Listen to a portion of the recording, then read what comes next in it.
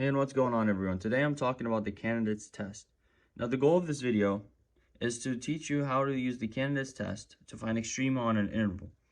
Let's get started. Here we have our first example.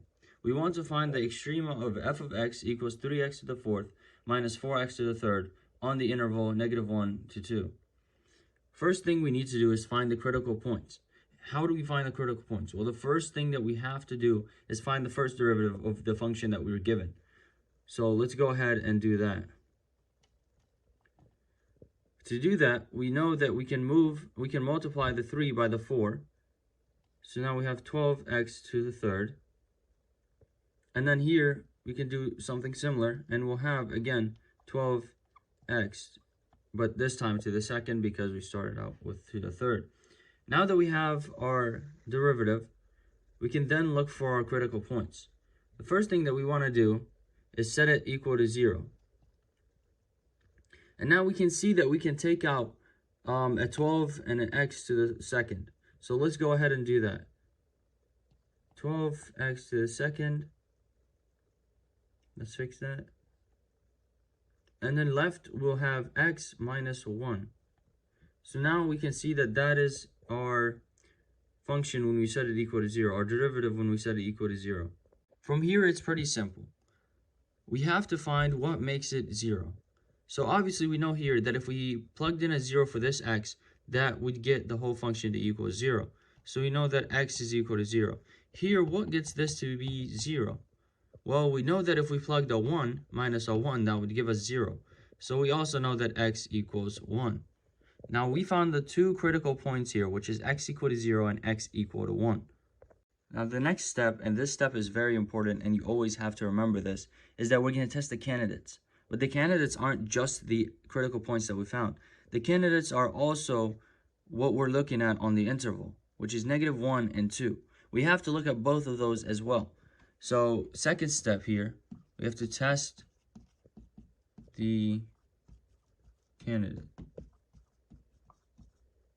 And let's put a side note, endpoints and critical points. So we always need to remember that it's also the endpoints and the critical points. So let's put, on the left side here, we'll put our candidates.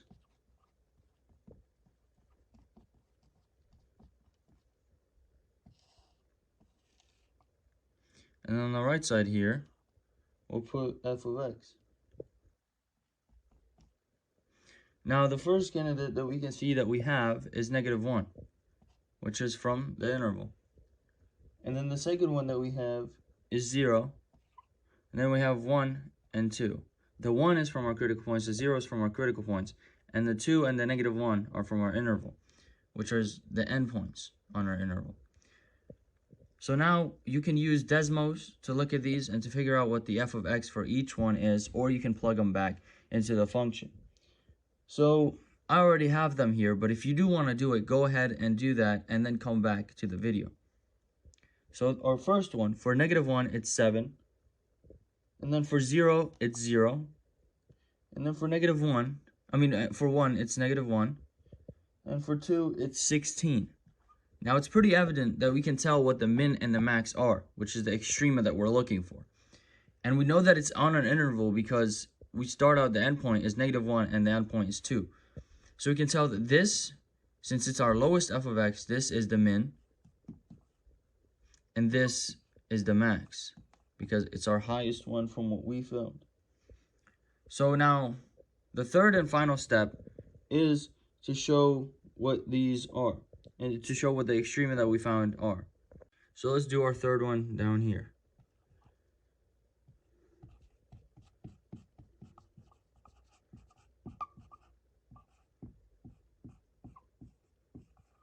Okay, so our very first thing is that we know what the min and the max are.